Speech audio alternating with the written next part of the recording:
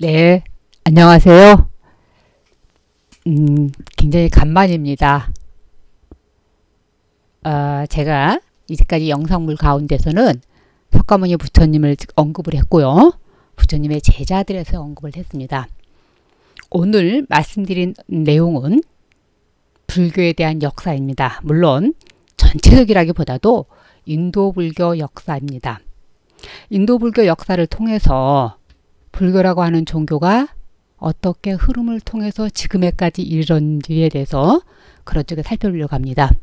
또 한 가지는 대승불교가 일어나고 대승불교라고 하는 사상으로 인해서 우리 지금 한국에까지 이르렀는지에 대한 것을 더 근본을 알 수 있는 거라고 그럴까? 예, 그럼요. 그것에 대해서 우리가 정확하게 알 수 있는 계기가 되는 게 인도 불교 역사라고 볼 수 있습니다. 자, 그러면 불교 역사? 그럼 뭘 말할까요? 불교라고 하는 정의를 먼저 말씀드리겠습니다. 그 자체가 불교의 역사이기도 하니까요. 석가모니 부처님께서 성불을 하시고 깨달음을 이루신 거죠. 법을 깨달으신 거예요. 제자들한테는 또 어떻게 했죠? 제자들한테는 법을 알려주시고 진리를 알려주셨습니다. 그 부처님께서 깨달으신 법과 부처님께서 제자들한테 하셨던 법을 부처님이 열반하시고 나서 수많은 불교가 2600여 년 동안 흘러오면서 수많은 논사들에 의해서 수많은 학자들에 의해서 수많은 고승들에 의해서 수많은 승려들에 의해서 불교 역사가 정립이 되고 불교가 논을 만들어내고 또 불교 학문이 계속 체계적으로 발달에 거듭하게 됐습니다. 자, 쉽게 얘기하면은 부처님께서 깨달으신 진리와 수많은 지금 2600여 년 동안 수많은 논사들에 의해서 학자들에 의해서 고승들에 이어진 법에 대한 체계가 다 같이 두 가지가 합해진 거, 그것 자체가 불교라고 볼 수 있고 이코르 불교 역사라고 볼 수 있습니다. 자, 그러면 우리가 불교 역사를 알기 이전에 과연 인도라고 하는 나라, 석가모니 부처님께서 출생하셔서 활동할 무렵에 그리고 그 이전은 어땠는가, 그걸 간단하게나마 살펴보겠습니다. 인도라고 하는 나라는 BC 3000년 고무렵이라고 볼 수 있습니다. 인더스 문명, 세계 4대 문명 가운데 하나인 인더스 문명을 이룩하신 분이 원래 인도의 원주민이었던 드라비다족 사람들입니다. 그 사람들이 인더스강을 중심으로 모헨자도로 하라파라고 하는 그 지역에서 정말 지금 우리가 봐도 대단하다 할 정도로 그 문명을 이루었습니다. 근데 왜 인더스 문명이 사라지게 됐는지는 정확하진 않은데 기후변화가 가장 크다고 봅니다.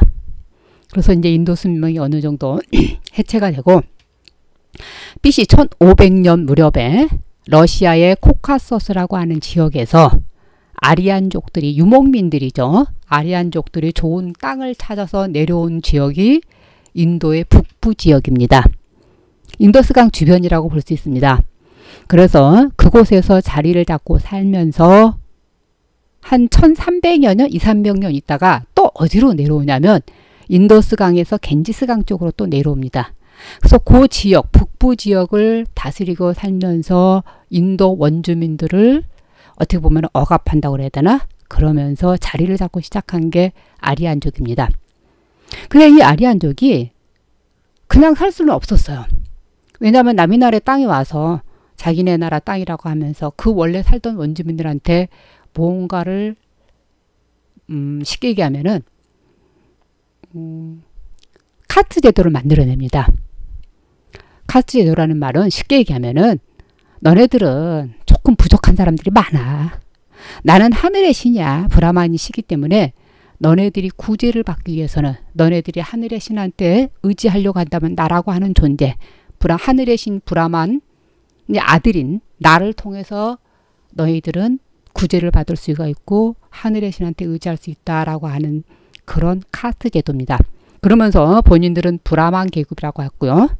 또 계급이 어떤 계급이 나왔냐면 크샤트리아 계급, 왕족 계급, 그 다음 밑에 계급이 바이샤 계급, 그 다음 밑에 계급이 수드라 계급입니다.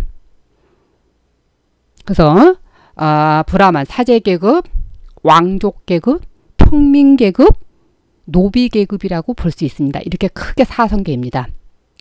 그리고 이 카스트 안에도 들지 못하는 아웃카스트가 있습니다. 정말 지금에까지 아웃카스트 사람들은 한 20여 % 된다고 하거든요. 지금에까지도 사람 대접을 받지 못하고 산다고 보는 게 정확합니다.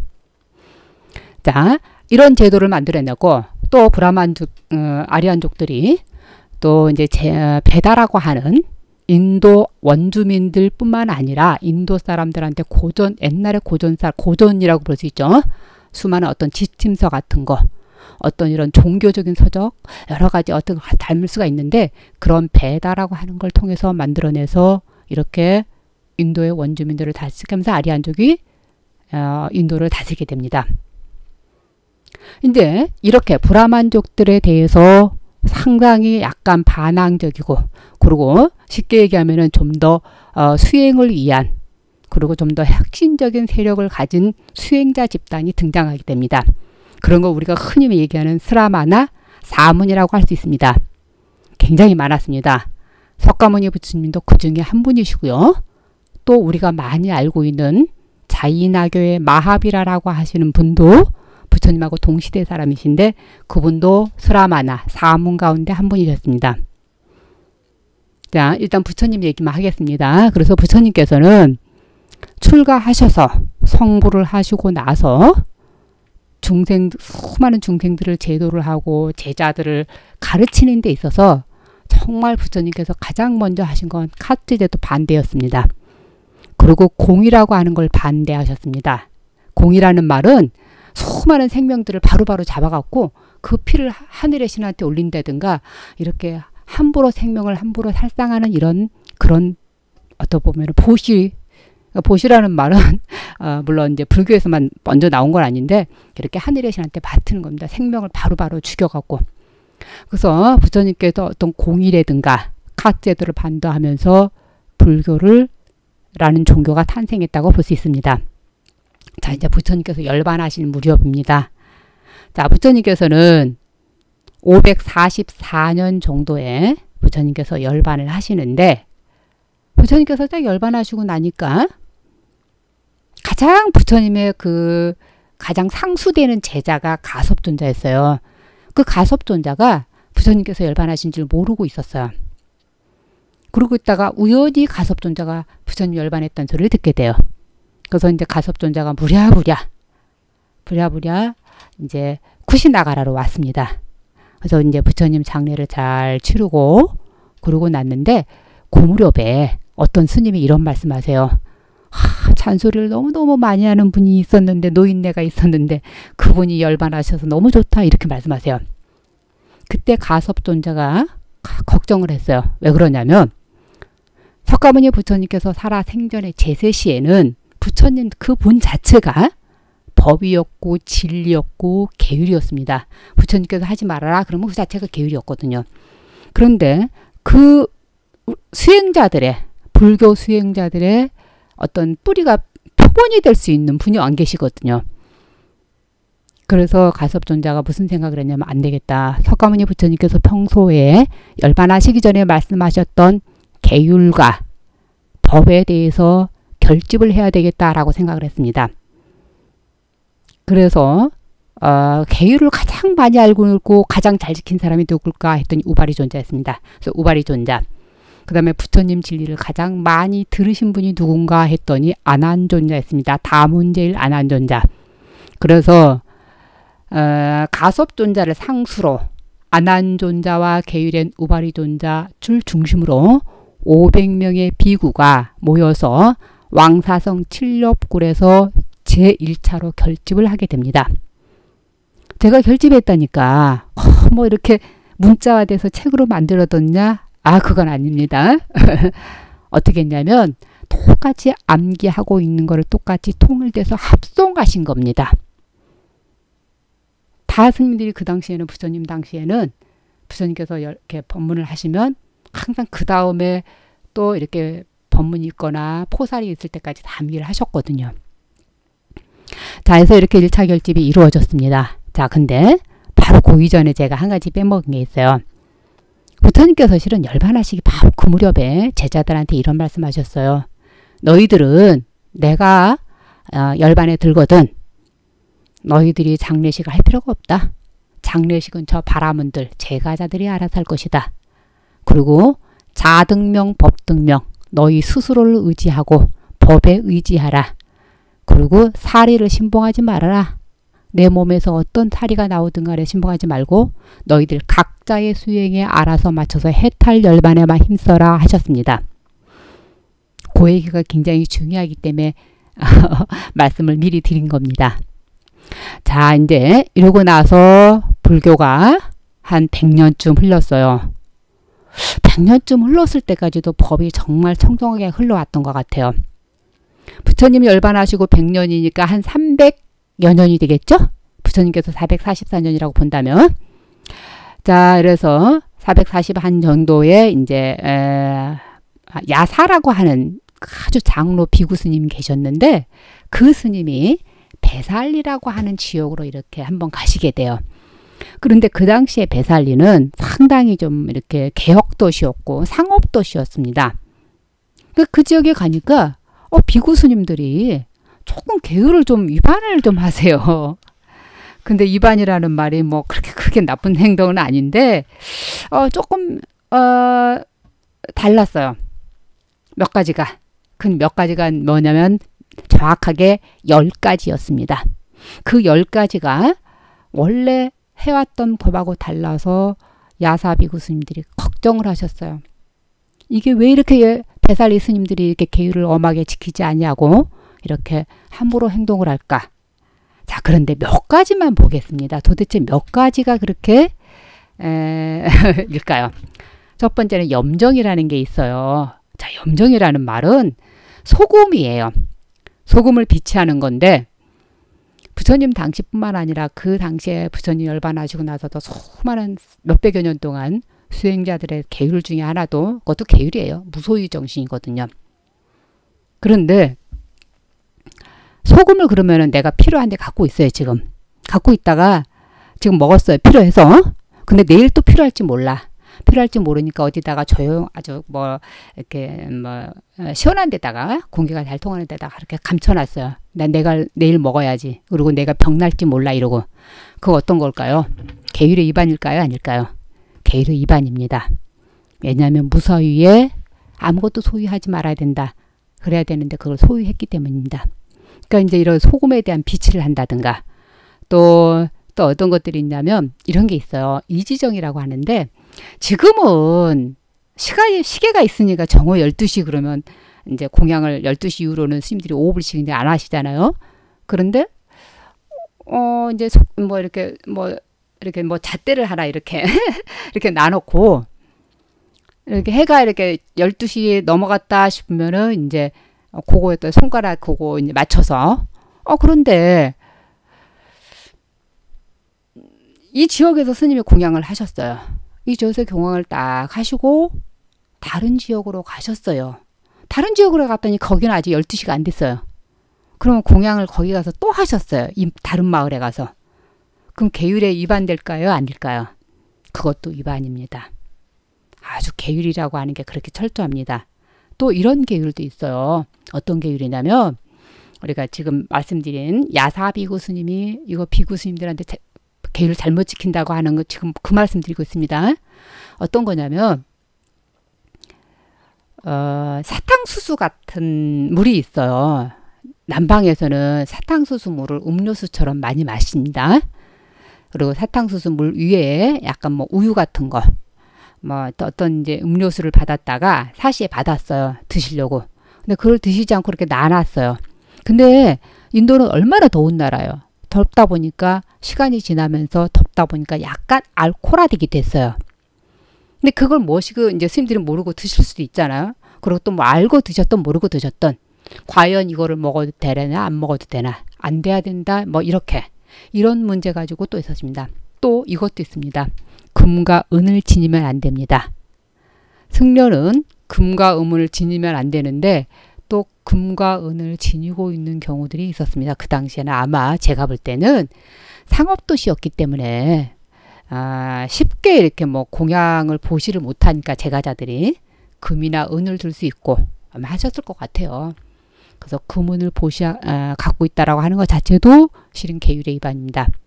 그 다음에 또 이런 것도 있어요. 니사단이라고 하는데 방석이에요. 우리가 즉 방석이라고 표현을 하고 있지만 스님들이 남방에서는 스님들이 이렇게 가사 이렇게 입은 위에 상태에다가 이렇게 천 조각을 이렇게 해서 딱딱딱딱 접어서 이렇게 여기 메고 다니세요. 그거 일종의 니사단. 우리가 한국말로 얘기하면은 어떤 이런 좌복이라고 볼 수 있습니다. 근데 그것이 일정치 않게 아마 베살리 스님들은 굉장히 좀 호화로운 천이라든가 굉장히 고급스러운 천이라든가 아니면 일정한 규격이 요만한데 뭐 크게 한다든가 이랬던 것 같아요. 그래서 그것에 대한 정확하게 필요하다. 규율을 정하는 것이 이런 여러 가지 문제가 있었습니다. 그래서 야사비구가 이런 여러 가지들을 포함해서 10가지가 잘못됐다. 법이 아니다. 라고 하면서 수많은 스님들 700명의 스님들을 모여놓고 야사비구 스님이 계율을 결집했습니다. 계율을 중심으로 2차 결집을 하게 된 겁니다. 그러니까 율에 대해서 그렇게 하고 이렇게 장로파 연세 드신 정말 이렇게 철저하게 지키는 장로들을 중심으로 하니까 약간 진보적이고 사상이 좀 뛰어나신 어떤 대중부라고 할 수 있을까? 스님들이 몇몇 스님들이 뭐 그런 걸 가지고 그렇게까지 해야 되나? 그럼 우리도 우리 나름대로 파를 결성을 해서 우리 나름대로 지켜가겠다 라고 하면서 대중부가 하나 생기게 됩니다. 그래서 2차 결집으로 인해서 대중부와 장로파로 두 파로 딱 갈리게 됩니다. 이 장로파하고 대중부로 갈리게 되니까 이 두 파 갈려지는데 가장 최초로 분열이 됐다고 그래서 근본 분열이라고 합니다. 이렇게 근본 분열이 되고 나서 이후도로 거의 한 부파불교가 300여 년, 400년까지 지속이 되는데 그때까지 파가 계속 갈라졌습니다. 그래서 대중부에서는 9부파까지 갈라졌고요. 상자부, 장로파에서는 11부파까지 갈라져서 20부파로 갈라졌습니다. 그런데 여기서 꼭 알아야 될 게 있습니다. 파가 갈라져서 그걸 우리가 부파불교라고 하는데 부파라고 하는데 파가 갈라졌다니까 그러면 스님들이 너무 이익단계 때문에 자기네 어떤 이익적인 거 가지고 그렇게 파가 많이 갈라졌는가? 그거는 아닙니다.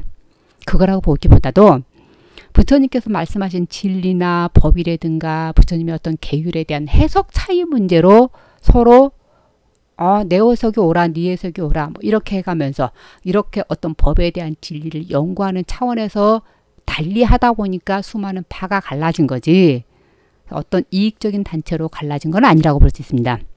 그래서 우리가 일반적으로 부파불교를 상당히 약간 부정적인 측면으로도 보는데 실은 부파불교라고 하는 시대가 있었기 때문에 법이라든가 진리를 확고히 정체성을 확립하는 계기가 될 수 있다고 저는 볼 수 봅니다. 자, 그런데 이제 또 이제 지금 역사니까 그렇게 이제 2차 결집이 있고 나서 BC 327년 정도 4세기 BC요. 그 무렵에 마케도니아의 알렉산더 대왕이 인도로 쳐들어옵니다. 유럽 지역을 다 정보를 하고 인도 북부, 지금으로 얘기하면 펀잡 지역, 파키스탄 지역입니다. 그 지역으로 쳐들어옵니다. 그 지역으로 쳐들어오는데 실은 거기까지만 하고 남쪽으로나 인도 동부라든가 어떤 이렇게 중부 쪽으로 내려오지 않았어요. 그렇게 하고 이제 그 지역을 어느 정도 하고 정보를 하고 그냥 떠난 게 아니라 마케도니아라고 자기 그리스로 그냥 떠난 게 아니라 섭정군 나 대신 다스려 라고 하는 섭정군을 심어놓고 가셨어요. 그래서 펀잡 지역 인도 북부 지역에는 섭정군이 그리스 사람 섭정군이 한 200여 년 동안 다스렸습니다. 그런데 200여 년 동안 다스릴 때 그리스 사람이잖아요. 그 사람들이 다스릴 때 아주 불교에 심취한 왕들이 많았어요. 그만한 이유가 있어요. 인도 사람들은 외국인한테는 다 카스트 제도에 의해서 천민 취급하거든요. 그러니까 그리스 왕들이 뭐 내가 왜 기분 나쁘게 천민 대접받아 이러고 그런데 불교에서는 그렇지 않았거든요.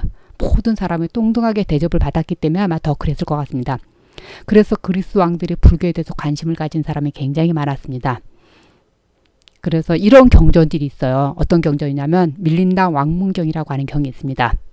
밀린다 왕이라고 하는 서양 그리스 사람과 그 다음에 나가세나 존자, 나가세나 스님하고 두 분의 대화 형식으로 된 경전이 밀린다 악문경입니다. 그게 부파불교 경전으로 대표 경전으로 우리가 알려져 있는데 실은 우리나라 한국에서도요 상당히 많은 스님들이 법문도 하시고 강의도 많이 하십니다. 저도 경전 이런 책 만들 때 제가 그 밀린다 악문경을 저도 참가를 했었거든요. 자, 그 다음에 또 이어가겠습니다. 그러다 보니까 또 이런 일이 있는 거예요. 그리스 사람들이 그 북부 지역을 200여 년 다스리다 보니까 수많은 성상을 또 이렇게 모셔놓기도 했어요.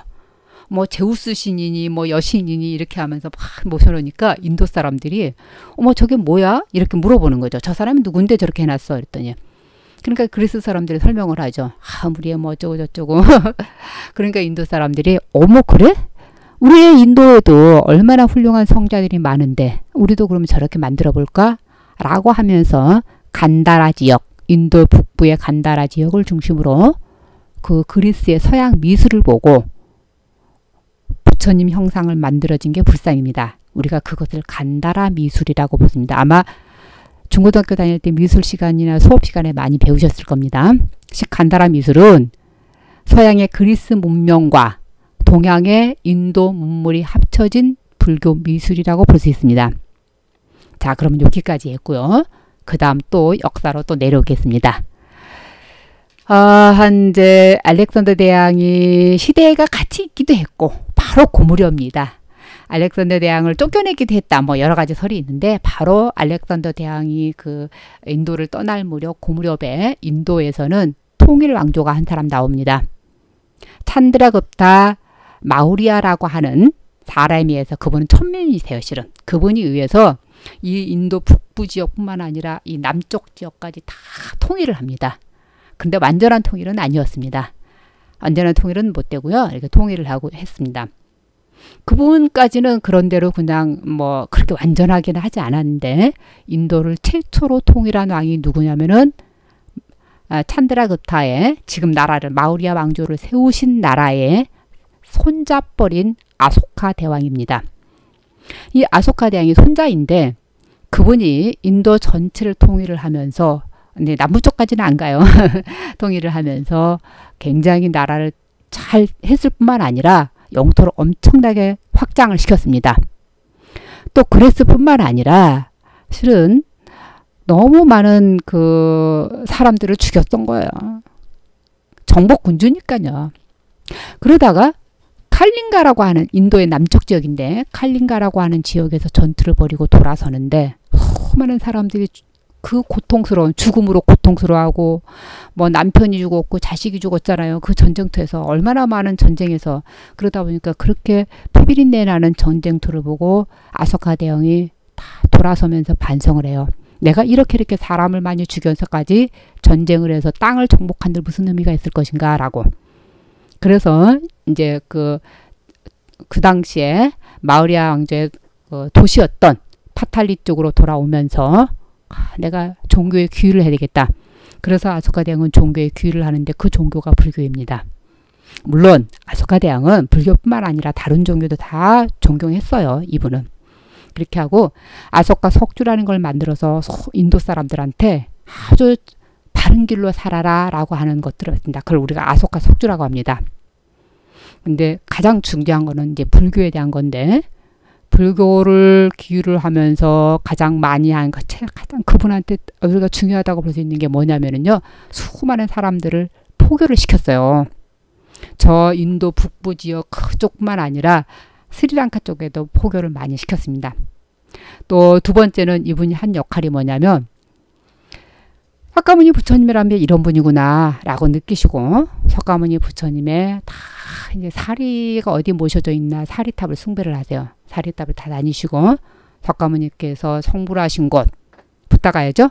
부처님께서 탄생하신 것, 부처님이 열반하신 것 수많은 성지를 다 들으면서 어떻게 보면 최초의 성지순례자 우리가 아소카 대왕이라고 할 수 있습니다. 그래서 아소카 대왕이 이렇게 다 성지를 하고요.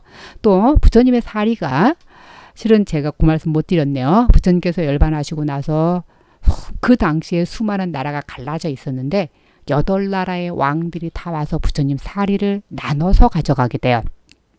그래서 부처님이 열반하시고 나서 아까 그런 말씀은 드렸었죠. 부처님께서 열반하실 때 제자들한테 내 장례식은 너희들이 하지 말아라. 제가자들이 알아서 할 것이다. 이 말씀 드렸었습니다. 예, 그 얘기요. 그래서 제가자들에 의해서 부처님 8나라에서 부처님 사리탑에 신봉되고 있었습니다. 그곳을 아소카대왕이 알고 다 탑을 헐었어요. 수많은 탑을 헐고 84,000 탑을 세웠습니다. 84,000 탑을 세우다 보니까 수많은 불자님들이 또 많이 생겨날 수밖에 없었어요. 왜냐면 탑을 모시는 제가자가 또 있을 거 아니에요. 또 탑이 모셔져 있으니까 그곳에 와서 갖고 많은 사람들이 이건 누구 탑이에요? 이분이 어떤 분이셨어요? 이렇게 질문을 하게 되고, 그렇게 하다 보니까 탑을 중심으로 사람들이 모여서 부처님 법을 또 같이 공부도 하게 되고, 또 탑을 모시는 사람들이 석가모니 부처님은 이런 분이야 라고 설명을 하면서 부처님에 대한 찬양을 하는 사람들이 또 많아지게 되고요. 굉장히 중요한 겁니다. 실은 요거는. 자, 요런 일을 했었고요. 또 이제 이분이 했던 것 중에, 아소카 대왕이 했던 것 중에 업적 중에 하나가 스님들이 결집을 할 수 있도록 굉장한 많은 원조를 했습니다. 그 무렵 때 아소카 대왕이 이제 이렇게 보니까 파가 너무 많이 갈라져 있으면서 스님들이 좀 화합을 했으면 좋겠다 싶었어요. 그래서 스님들한테 말씀하시죠. 스님, 제가 열심히 스님들께 결집을 하시는 동안 물심양면으로 도와드리겠습니다. 스님들께서 결집을 한번 하십시오. 이래요. 그래서 승가의 화합을 위해서 경률론 3장을 다시 한번 결집한다라고 해서 파탈리푸트라, 개원사라고 하는 지역에서 몇 명이요? 1000명이 모여서요. 대표자가 누구였냐면 모칼리푸타 티샤라고 하는 분을 중심으로 1000명이 모여서 결집을 했습니다. 그것이 3차 결집입니다. 자, 그런데요. 제가 아까 1차 결집 때 경전 책으로 만들어지지 않았다고 말씀드렸었죠? 네, 이것도 마찬가지입니다. 3차 결집도 책으로 만드는 것이 아니라 다 머리에 암기하고 있었던 것을 통일하는 거, 합송을 하셨던 겁니다. 자, 이렇게 하셨고요. 또 마인다 장로의 역할이 가장 중요한 게 있어요. 어떤 거냐면 아들 마힌다, 딸 쌍가미타 두 스님이세요. 다 비구 비구니 스님 이 두 분을 저 스리랑카로 보내십니다. 그래서 마인다 장로와 쌍가미타 비구니 스님이 스리랑카에서 사시면서 내려가 사시면서 거기에서 최초로 빨려 경전으로, 경전은 나중에 만들어지고요. 빨려로 된 불교를 전하게 됩니다. 이렇게 전하면서 나중에 훗날 발전하는데 그 얘기는 조금 이따가 더 드리겠습니다. 그리고 또 이 쌍가미타 비구니 스님이 거기 가면서 비구니 교단을 만들게 되고요. 또 인도로 갈 때 부처님께서 성불하셨던 곳에서 보리수 나무 묘목을 가지고 가요. 그래서 이제 스리랑카에서 심었습니다. 근데 훗날 실은 인도에서 부처님 성주순례의 그 붓다가에서 보리수 묘목이 고사됐대요. 그래서 다시 스리랑카 묘목을 가져다가 이렇게 심었다고 해서 그게 아마 그렇게 된 겁니다. 아마 참 쌍가미타 비구니 스님 역할이 엄청 컸습니다. 자, 그리고요. 또 아소카 대왕 한 업적 중에 하나가 뭔지 아세요? 이거 다 잘못 알고 계시더라고요. 약무제로 알고 있는데 어떤 거냐면 무차대회를 하셨어요. 수많은 사람들이 누군가가 법을설하면 남자든 여자든 공부를 많이 한 사람이든 못한 사람이든 다 같이 모여서 대회를 연다. 법시회 한다 해서 무차대회를 최초로 하셨던 분입니다. 그래서 이분에 의해서 물론 우리가 불교 역사에서는 이분은 뭐 남방불교, 소승불교, 상자불교가 발전되는 역할을 해줬다라고 하는데 제가 볼 때는요. 소승불교, 남방불교, 상자불교뿐만 아니라 북방불교, 대승불교도 전파되는 데 역할을 해주셨다고 저는 보거든요. 왜냐하면 실크로드나 그 인도 북부 지역 쪽으로도 실은 많이 포교사를 보냈었거든요. 자, 이제 요렇고요. 그 다음 이어서 어떤 일화가 있냐면 이제 대승불교가 일어나는 얘기를 먼저 드리겠습니다. 아소카 대왕이 이제 이렇게 돌아가시고 나서 인도가 굉장히 또 분열에 빠졌어요. 막 이렇게 분열에 빠지다 보니까 어떻게 보면은 더 이상 한참 동안 왕조가 그 다음 왕조가 들어서는 왕조가 쿠샨 왕조였거든요. 그 쿠샨 왕조가 들어서기까지 또 막 수많은 왕조가 있었습니다. 그래서 쿠샤낭조가 들어서게 되는데 그 무렵이 BC 1세기 대승불교가 일어나는 무렵에 나타납니다. 그래서 BC 1세기 무렵에 인도에서는 대승불교 사상이 약간씩 싹트기 시작합니다. 자, 대승불교 사상에 대해서 먼저 말씀을 좀 드려보려고 그래요. 자, 대승불교라고 하는 거는 왜 일어났을까? 몇 가지가 있습니다. 그 일어난 원인에는. 첫 번째는 대승불교가 일어났다고 볼 수 있는 원인에는, 물론 그전에는 뭐 다 제가자가 일으켰다. 전혀 아닙니다. 어느 부파 가운데, 왜 아까 20부파가 있다고 그랬잖아요. 그 20부파 가운데 한 파가, 어떤 대중부라든가 어느 한 파가 대승불교를 일으키는 원인이 됐을 거다라고 하는 이런 설도 있고, 또 탑이, 아까 탑 얘기도 했었어요. 아소카 대왕이 수많은 탑을 세우면서 수많은 사람들이 사리탑을 중심으로 모여서 공부를 하고 사리탑을 중심으로 부처님의 탄송을 하게 되고, 부처님이 어떤 분이라는가 칭송하는 이런 개송을 많이 짓게 되고, 이러다 보니까 사리탑을 중심으로 모여서 수많은 사람들이 모였을 거다. 또 이런 경우도 있고요. 또 부처님 아까 이런 말씀 드렸어요. 알렉산더 대왕이 돌아가면서 섭정군을 심었는데, 그 인도 북부 지역에서는 섭정군이 남아있으면 200여 년 다스렸다고 그랬잖아요. 그때 어떤 거 있었다고 그랬어요? 간다라 미술 나왔다고 그랬죠? 네, 간다라 미술이에요. 간다라 미술에서 부처님이 이렇게 나오다 보니까, 불상이 나오다 보니까 그 불상을 모셔놓고 앞에 이렇게 불상을 이렇게 모셔놓고 앞에 놓으셨고요. 다 같이 앉아서 불성님을 보시면서, 불상을 보면서 삼매에 빠졌습니다.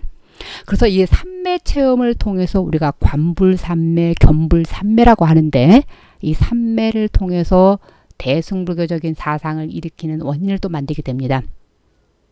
그리고 참불승이 또 나옵니다. 석가모니 부처님이 이렇게 위대한 분이야라고 하면서 부처님을 칭송하는 것, 찬송하는 것, 찬송한다고 그러죠. 우리가 왜 찬송가 참불가 하듯이요. 네.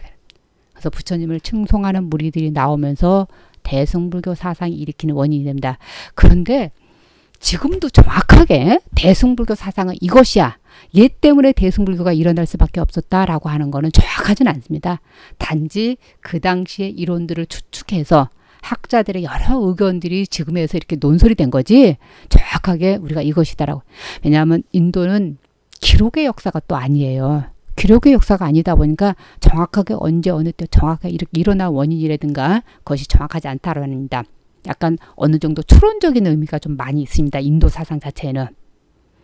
또 이제 이런 거 있습니다. 또 가장 원인 중에 하나라고 볼 수 있는데, 대승불교가 일어난 원인 중에 하나라고 볼 수 있는데, 법화불교 스님들이 중생은 제도하지 않으시고 모여서 법만 가지고 이런 논리를 공부를 하세요.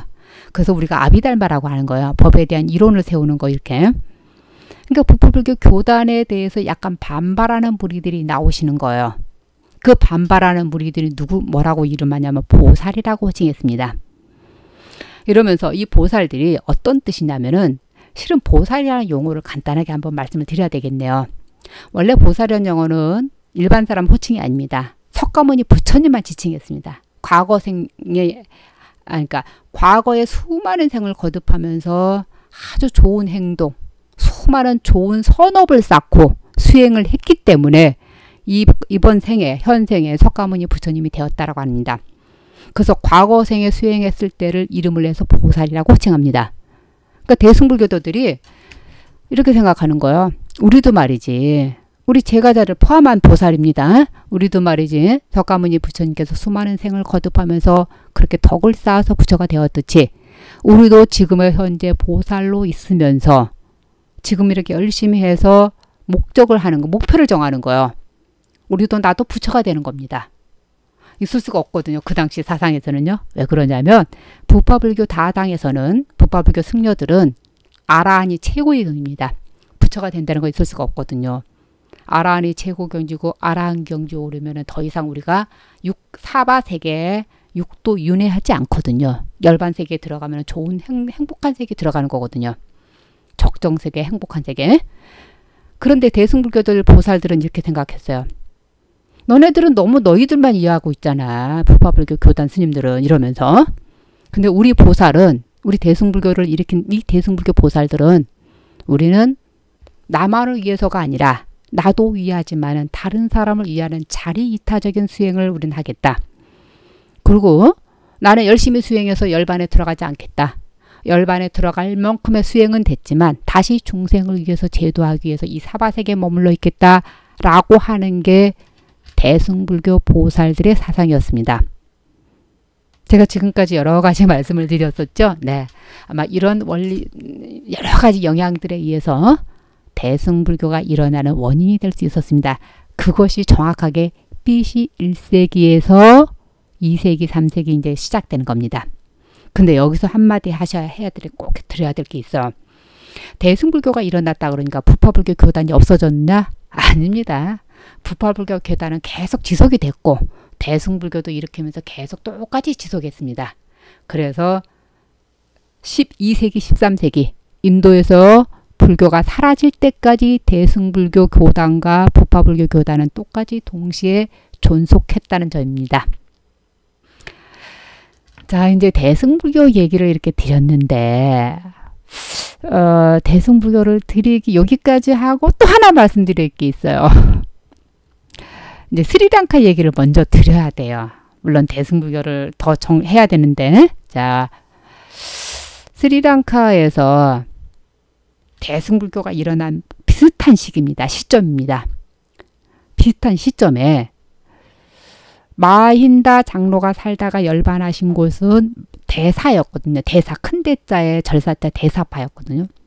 그래서 꾸준히 마힌다 장로 열반하고 나서 150년 동안 꾸준히 스리랑카에서 불교가 흘러왔어요.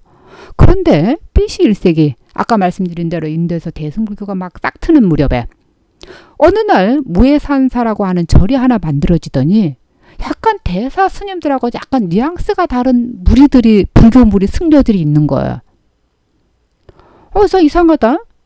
갑자기 왜 무해산사라고 하는 절이 하나 만들어지고 무해산 제가 말하는 그냥 편견이죠. 저 사람들이 우리하고 왜 다르지? 불교가 아무래도 저 사람들 때문에 우리 불교가 서가님 부처님 진리가 없어지면 어떡해? 저 사람들 때문에 우리 불교가 문란하게 되면 어떨게? 이렇게 해서 걱정이 됐던 거예요. 그래서 대사파 스님들이 안 되겠다. 저런 무리들 때문에 우리 불교가 혼란스러울 점을 지금 미리 방지하기 위해서 우리가 경전을 결집해야 되겠다라고 했습니다. 그래서 그게 정확하게 뭐냐면 BC 94년에 스리랑카에서 결집을 하는데 어떻게 보면 남방불교 1차 결집이라고 볼 수 있죠. 그 결집을 했는데 그때는 합송이 아니었습니다. 그럼 뭐였냐? 최초로 문자화 만들었습니다. 파피라라고 하는 어떤 이파리에다가 직접 글씨를 단 겁니다. 그게 우리가 흔히 얘기하는 빨리 3장 결집입니다. 그러니까 최초의 문자화된 거라고 볼 수 있습니다. 그것이 우리가 흔히 알고 있는 마찌마니까야, 쌍유따니까야, 기가니까야, 그 다음에 안구따라니까야 이렇게 자바안경, 중하암경, 징일암경, 장암경 이렇게 단계. 그래서 최초로 BC 94년에 결집이 되면서 어떻게 보면 지금의 우리가 얘기하는 남방불교에서 얘기하는 아한부 경전의 최초 결집입니다. 근데 제가 여기서 왜 대승불교 얘기를 하고 스리랑카 얘기를 했냐면 이유가 있어요. 불교가 150년 동안 마힌다 장로가 열반하시고 나서 150년 동안 불교가 잘 흘러왔는데 갑자기 무해산사가 생겼다? 그러면서 이상한 무리였다라고 이렇게 표현이 됐거든요. 근데 제가 옛날에 공부할 때는 그냥 뭐 좀 그랬나 보다 이렇게만 받아들였어요. 근데 지금 이렇게 오랫동안 공부해봐서 제가 느끼기에는 볼 때는 대승불교적인 사상을 일으킨 사람들이 무리가 아니었나 싶어요. 그래서 이제 대승불교권 사람들이 조금씩 오면서 인도 스리랑카에서는 아무래도 이제 장로부 결집한 게 아닌가 이렇게 보고 있습니다. 저는 제 개인적인 의견입니다. 자, 그러면은 아까 제가 대승불교 얘기를 일어난 원인을 말씀을 드렸어요. 자, 다시 또 대승불교 얘기하겠습니다. 대승불교를 일으킨 사람들이 이거 안 되겠어. 우리도 뭔가 경전결집이 있어야 되지 않을까? 부파불교 교단에서 1차, 2차, 3차 결집까지 있었잖아. 그럼 우리도 결집을 해야 되겠다라고 했습니다. 그런데 대승불교 교도들이 일으킨 결집이 아니라 바로 그 무렵에 어떤 왕조가 들었었냐면은 쿠산 왕조가 들어서요. 마우리 왕조 망하고 나서 한참 동안 분열했었다고 그랬죠. 예, 분열하고요. BC 1세기에서 2세기, 3세기 한 250년, 200여 년 동안 지속됐던 쿠산 왕조가 아마 뭐 역사적으로는 좀 이야기가 긴데 우리가 그 중국 공부할 때도 중국사 공부할 때도 흉노족 나올 겁니다. 그 흉노족 이란계 쪽에 있는 사람들이라고 볼 수 있습니다. 이란계 사람들이 인도 북부 쪽으로 오면서 인도 북부 지역에서 일으킨 왕조가 쿠산 왕조입니다. 자, 이 쿠산 왕조가 한 200여 년 동안 다스리면서 가장 그 위대한 왕이 누구냐면 카니슈카 왕이에요. 이 카니슈카 왕이 불교에 기여를 했고 또 불교 스님들한테 굉장히 잘했습니다. 그래서 부파 불교 교단 가운데 설일체 유부를 중심으로 경전을 결집하도록 제4차 결집하도록 아주 원조를 해줬습니다. 자, 그런데 바로 같은 비슷한 무렵입니다. 지금 대승불교 얘기입니다. 자, 대승불교에서는 우리도 그러면 경전들도 만들어야 되겠다. 저렇게 부파불교 교단에서 열심히 이렇게 경전도 결집하고 정립을 하고 있는데 우리도 뭔가 해야 되지 않을까라고 하면서 최초로 만들어진 경전이 반야부 경전입니다. 그러니까 대승불교의 경전 가운데는 최초라고 볼 수 있습니다. 그래서 산스크리트, 그 당시에 문자가 산스크리트 문자였거든요. 그래서 산스크리트를 중심으로 그 언어로 반야부 경전이 만들어지고 또 한 150년, 100년쯤 지나서 약간 북부 지역에서 화엄경 경전이 만들어집니다. 화엄경이요. 그 다음에 조금 더 있다가 법화경이 만들어집니다. 물론 정확하게 화엄경이 먼저다, 법화경이 먼저다, 뭐 그런 거 정확하지. 글쎄요. 저는 화엄경이 먼저라고 봐요.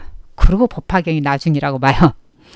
저는 그 다음에 또 한 경전이 있습니다. 정토부 경전이 만들어졌습니다. 정토부 경전은 무량수경, 관무량수경, 아미타경 세 경전입니다. 서방정토 극락세계에 아미타 그처가 있다라고 하는 사상을 중심으로 하는 게 정토부 경전입니다. 제가 다시 한번 간단히 말씀드릴게요. 왜냐하면은 우리 한국 불교의 가장 중심이 되는 경전이거든요. 반야부 경전이 만들어졌습니다. 반야부 경전은 우리가 흔히 얘기하는 금강경, 반야신경, 유마경 계통입니다. 반야 사상이 정확하게 들어가 있는 경전입니다. 그 다음에 화엄부 경전이 만들어졌고 법화경이 만들어졌고 그 다음에 정토부 경전이 만들어졌는데 대승불교가 일어나면서 최초로 만들어졌다고 해서 대승불교 초기 경전이라고 합니다. 지금 우리 한국에서는 대학에서도 그렇고요. 또 우리 그 일반 사찰에서 공부하시는 분들뿐만 아니라 또 많은 스님들이 불교를 또 유통하고 경전 결집하고 수행하고 또 독송하는데 가장 많이 하는 경전들이 지금 말씀드린 대승불교 초기 경전들이라고 볼 수 있습니다. 그래서 대승불교 초기 경전들은 이게 뭐 갑자기 한순식간에 몇 년 안에 됐느냐? 아닙니다. 한 200~300년, 300여 년 동안 지속됐습니다. 그렇게 하면서 법화경도 계속 처음에는 요만큼이었다가 조금 시간이 흘러가면서 중보된 건 사실입니다. 화엄경도 그렇고요. 시간이 흘러가면서 누군가가 더 좋은 내용을 좀 덧붙이게 됐고 자 이렇게 만들어졌습니다. 그런데 부처님 열반하시고 나서 500여 년 있다가 나온 경전이 대승불교 경전이어서 가끔 비판을 많이 해요. 대승경전은 대승비불설, 부처님의 설이 아니다라고 하면서 불교가 아니다라고 합니다. 그건 글쎄요. 저는 근데 누가 옳고 그른 거는 말하지 않겠습니다. 제가 아까 이런 말씀 드렸죠. 불교라고 하는 종교는 부처님의 진리, 법, 그리고 플러스 수많은 역사적으로 흘러오면서 논사들의 진리가 플러스된 거다. 그게 불교라고 하듯이 저는 그렇게 보거든요. 그런데 대승불교를 보지 않겠다? 그건 아니라고 봐요. 그러면 왜 대승불교를 우리는 지금 한국에서도 그렇고 수많은 대승불교권 나라에서는 그러면은 아주 부처님 경전이라고 보고 신봉하느냐 이 말이에요. 왜 그러냐면 대승불교 경전을 만드신 분들이 적어도 석가모니 부처님을 대상으로 상대로 그러니까 그것을 마음속에 심어두고 산매 속에서 부처님과의 대화를 하고 수많은 논사들이 그만큼의 수행의 경지에 오르신 분들이 그 경전을 만들었기 때문에 우리가 부처님의 설이라고 우리는 아주 요만큼도 실은 의심하지 않는 이유가 있는 겁니다. 그만큼의 경지에 오른 부처님과 똑같은 경계, 수행의 경지에서 삼매 경지에서 만나서 부처님과 대화 형태로 만들어졌다. 그거 우리가 대승불교 경전이라고 보고 있기 때문입니다. 자, 그 다음에 이제 제2기 대승불교 경전이에요. 제2기가 나오기 전에 용수보살이라는 분이 있었고요. 한 250년, 300년 무렵에 그때 이제 대승불교 지금 말씀드린 초기가 아니라 중기로 넘어갑니다. 그 중기 경전들은 많이 우리 한국에서도 유통되고 있는 경전이 열반경, 불성사상이 담겨 있습니다. 일체중생 신류불성이라고 하는 사상 열반경, 그 다음에 열애장 사상, 승만경에 담겨져 있고요. 부중 불감경, 그 다음에 열애장경이라고 하는 경전 속에 열애장 사상이 담겨져 있습니다. 제가 다시 한번 정리해 드릴게요.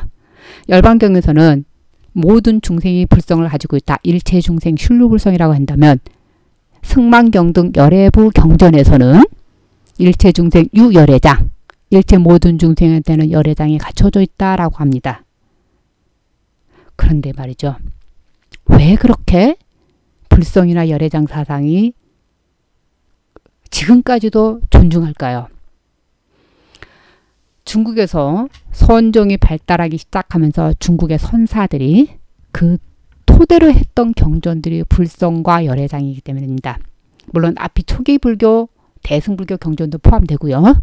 그럼요. 그 불성 사상이 그 경전 때문에 불성이 들어있던 그것 때문에 선 사상과 곁들어지면서 지금에까지 우리가 불성이라는 말은 단어는 그냥 일반적인 언어가 돼버린 거랑 똑같습니다. 그런데 왜 그러면 불성과 열애장 사상이 발달했을까요? 대승불교 초기 경전에서 모든 것이 비어있다, 반야사상 모든 것이 비어있다라고 하는 0000 하다 보니까 그것을 잘못 해석하고 잘못 이해하는 분들이 생기게 돼요. 모든 것이 비어있다, 비어있다 이러니까 불교가 대승불교, 초기 불교 경전이 그렇게 하다 보니까 한 300년쯤 흐르니까 모든 게 비어있는데 허무주의로 빠지는 거예요. 그래서 대승불교 중기 경전을 일으킨 사람들이 이렇게 생각을 했어요. 아니야. 불교는 절대 허무주의 아니야. 내가 연기라고 하는 것을 관하는 것, 그 다음에 모든 것이 비어있다라고 관하는 주체를 하고 있는 무엇인가가 존재한다. 그 무엇인가를 의식하고 관하고 삼매에 빠질 수 있는 그 주체성을 하고 있는 존재가 있다. 그 존재가 불성이고 열애장이다 라고 했습니다. 그래서 열애장 사상이나 불성 사상이 등장하게 됩니다. 다 시기적으로 이유가 있습니다. 그 학문이 나올 수밖에 없었던 거는 이해가 좀 되시죠? 자, 그 다음 얘기를 또 하겠습니다. 그러고 나서 바로 간만이에요. 그 차이가 얼마 안 돼요. 유식 사상이 등장합니다. 우리가 흔히 얘기하는 무착 세친에 의한 유식입니다. 유식이라는 말은 오직 식이라고 해서 마음 심자하고 똑같이 보시면 됩니다. 그럼요. 우리 한국에도요. 요 근래는 아닌데요. 한 20년 전, 15년 제가 석박사 할 때만 해도요. 유식 쪽 학자들 엄청 많았어요. 그쪽 박사님들도 많았고요. 그럼요. 유식학. 그래서 적어도 불교를 공부하려면 유식과 반야 사상은 정말 몇십 년 공부해야 된다. 이 정도로요. 자, 이렇게 유식이 발달했고요. 그러고 나서 한 450년, 500년쯤 되니까 바로 그 앞에 500여 년 그 전에 어떤 사상이 또 발달하냐면 앞에 불성 사상, 열애장 사상 플러스 유식 사상 두 가지를 곁들여진 학문이나 논이 나오기 시작합니다. 그것이 능가경이고 또 대승기실론입니다. 대승기실론이 최초에 나올 수는 없었던 거 이유가 있었습니다. 그래서 대승기실론은 지금 아까도 또 유식 얘기했지만 공부가 진짜 많이 필요해요. 저도 이제 능가경 같은 경우는 정말 어렵기도 하고 심오하다라고 볼 수 있을까요? 자, 그러고 나서 이제 3차 대승불교 경전이 일어나요. 한 500여 년이 지나서 600여 년쯤 되면은 밀교 경전이 나오게 됩니다. 그런데 밀교가 나왔다? 라고 했을 때는 약간 불교가 어느 정도 조금 쇠퇴적인 면이 있습니다. 물론 밀교도 좌도밀교, 우도밀교가 있어요. 최초로 나왔을 때는 500여 년, 600여 년에 밀교가 나왔을 때는 절대 그렇게 안 하는데 점점점 흘러가면서 우도밀교적인, 아니 좌도밀교적인 성향 때문에 불교가 좀 그렇다고 하는데 그 이유가 있어요. 역사적인 사건 속에서. 한 3세기, 4세기 무렵에 어느 왕조가 실은 들어섰냐면 굽타 왕조가 들어섰었어요. 근데 이 굽타 왕조가 3세기, 4세기 무착과 세친이 활동할 무렵만 해도 불교가 상당히 융성했고 불교 신자도 많았고 학자도 많았습니다. 진짜로요. 그런데 그 무렵에 3세기, 4세기, 5세기 이때 막 딱 하면서 굽타 왕조가 생기면서 굽타 왕조에서 한 종교가 나오게 돼요. 그게 힌두교예요. 근데 힌두교라고 하는 종교는 갑자기 하늘에서 떨어진 게 아니라 원래 있던 브라만교입니다. 원래 브라만교가 업그레이드 된 겁니다. 근데 뭐가 플러스 됐을까요? 부처님의 사상, 그 다음에 인도 사람들의 민간신화, 그러면서 브라만교 사상, 이 세 가지가 합쳐진 게 힌두교 사상입니다. 그 힌두교 사상이 거기서 말하는 저도 힌두교에 대해서 공부를 좀 해야 되는데 힌두교에서는 수많은 신이 많습니다. 그렇게 수많은 신을 다 옹호하고 포용하면서 그 중에 한 분도 실은 우리 부처님이 계시고요. 어떻게 보면 인도에서는 사람 숫자만큼 신도 그만큼 많다라고 이렇게 말을 또 하더라고요. 자, 이렇게 하면서 힌두교가 점점 발전하면서 불교가 점점 밀리기 시작한 겁니다. 어떻게 보면은 제2기 대승불교 경전이 나올 무렵에는 불교가 약간 사람들이 멀리하기 시작했다고 볼 수 있습니다. 좀 기분이 나쁘겠지만 어쩔 수 없어요. 불교가 어려워진 거예요. 불교가 지나치게 학문적인 거예요. 저도 이렇게 경전에 대해서 논문을 쓰다 보니까 느끼지만 정말 어려운 느낌이 많이 들어요. 하엄경, 법화경만 해도 안 어렵거든요. 그냥 이렇게 하면 뭐 이렇구나 이렇게 막 신심도 나고 그러는데 능가경, 열반경, 뭐 승만경 이런 쪽으로 논문이나 뭐 참고를 하다 보면 다시 한번 새겨야 되고 다시 한번 생각해야 되고 그렇더군요. 그래서 이제 불교가 지나치게 학문적으로 좀 변하는 것이 있다 보니까 불교가 점점 민간들한테, 민간 사람들한테 멀어지기 시작했다고 볼 수가 있습니다. 그래서 불교가 실은 인도에서 차츰차츰 시간이 흘러가면서 불교가 훗날 없어지게 되게 됩니다. 그런데 제가 이렇게 얘기하니까 아닌데? 왜 그러시죠? 이럴 거예요. 인도에서 불교가 망한 거는 사라지게 됐다고 봐야 되겠죠. 12세기, 13세기 초입니다. 그런데 첫 번째 원인은 이슬람 교도들이 나라를 다스리고 이슬람 교도들이 침입을 하고 이슬람을 하면서 수많은 불교 스님들을 돌아가시게 만드는 거예요. 수많은 군대 죽이고 수많은 불상이라든가 이런 거를 파괴시키고 이러면서 첫 번째 원인은 그렇게 돼요. 근데 두 번째는요. 제가 아까 방금 말씀드렸던 거 지나치게 불교가 학문적이었다라고 하는 사실입니다. 그리고 세 번째는요. 그 당시에 수행자들이나 그 당시에 이렇게 공부하시는 어떻게 보면은 그렇게 하시는 비구 사문들은 대부분이 무소유 사상으로 해서 토지라든가 땅이요. 어떤 사유재산을 갖지 않거든요. 그런데 아소카 대왕이 보시를 많이 한 이래로 수많은 스님들이 토지라든가 사유재산을 갖기 시작했어요. 실은 그것도 인도에서 불교가 사라지게 된 원인 가운데 하나입니다. 스님들이 지나치게 스님들이란 말은 좀 그렇습니다. 그 당시 불교는 꼭 스님들만 할 수 있는 게 아니까 수많은 불교도들의 스님들이 불교를 점점 어렵게 만들어진 여러 가지 원인들에 의해서 인도에서는 불교가 사라지게 됐다고 볼 수 있습니다. 제가 지금 여러 가지로 이렇게 말씀을 드렸는데 시기별로 역사적인 순서대로 말씀을 드렸어요. 그런데 이해가 얼마나 되셨는지 좀 염려도 됩니다. 그러면 정리를 한번 하겠습니다. 석가모니 부처님께서는 624년 탄생하셨지만 열반하시고 나서 1차 결집이 있었고 그 다음에 2차 결집이 있었고 그 다음에 아소카 대왕에서 3차 결집이 있었다는 말씀드렸어요. 그 다음에 쿠산 앙조 시절에 쿠산 앙조 가운데 카뉴시카 왕이 굉장히 그 훌륭한 왕이었거든요. 그분의 원조로 인해서 칸유시칸 때 4차 결집이 있었습니다. 그 다음에 스리랑카에서 BC 94년에 우리가 지금 얘기하는 빨리 3장 최초의 경전이 결집이 됐습니다. 그건 이제 우리가 아까 말씀을 드리긴 했었어요. 니까야라고 합니다. 쌍유타 니까야, 그 다음에 디가 니까야, 그 다음에 마츠마 니까야, 앙구타라 니까야에서 니까야라고 하고 우리 북방불교 쪽에서는 아함경이라고 합니다. 그렇게 4차 그렇게 이제 스리랑카에서 94년에 이래서 지금 이랬고, 그 다음에 BC 1세기부터 대승불교가 일어나면서 우리가 지금 얘기하는 한국에서 유통되고 있는 화엄경, 법화경, 그 다음에 뭐 정토부 경전, 또 뭐 열반경, 승망경, 수많은 경전들이 대승불교 경전이 이렇게 발달해 있습니다.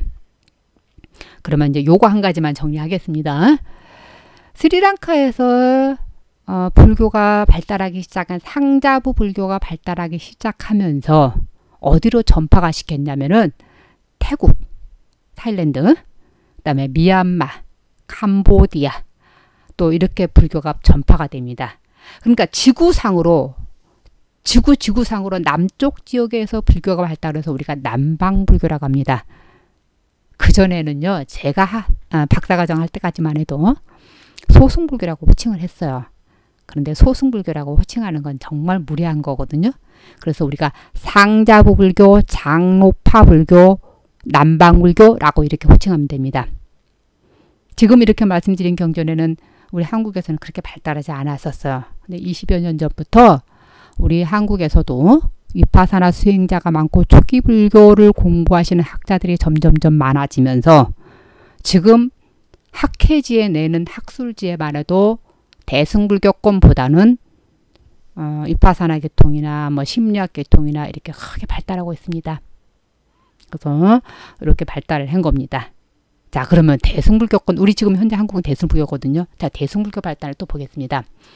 대승불교는 실크로드를 통해서 AD 67년이죠. 후한나라 명제 때 불교가 들어오게 됩니다. 어디를 통해서요? 실크로드 길을 통해서요. 불교가 이렇게 전파돼서 중국에서 그때부터 불교가 자리 잡기 시작합니다. 그런데 저는 요거 꼭 하나 말하고 싶어요. 대승불교만 들어왔으니까 지금의 현재 대승불교다? 저는 그렇게 보지 않아요.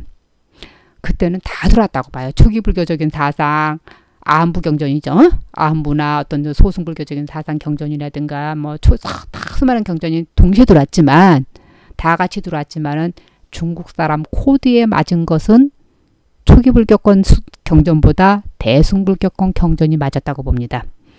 그래서 대승불교가 더 발달했다고 봅니다. 그래서 이렇게 중국, 그 다음에 우리나라 한국으로 들어왔죠? 일본으로 들어갔죠? 또 어디로요? 티베트로 들어갔죠? 또 어디로요? 몽골로. 또 어디로요? 베트남으로. 그래서 대승불교권 나라는 북쪽 지역, 지구상으로 북쪽 지역에서 발달을 해서 북방불교라고 이렇게 호칭을 합니다. 정말 어느 정도 조금 봐도 좀 공부가 되셨나요? 혹시 모르는 게 있으면 댓글을 달아주면 제가 바로바로 올리고요.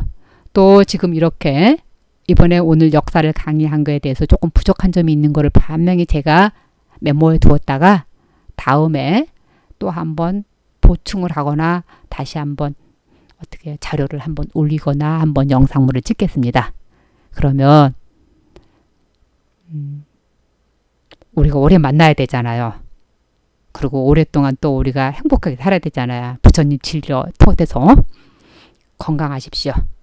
언제든지 다음에 또 배울 때까지 행복하시기 바랍니다. 네.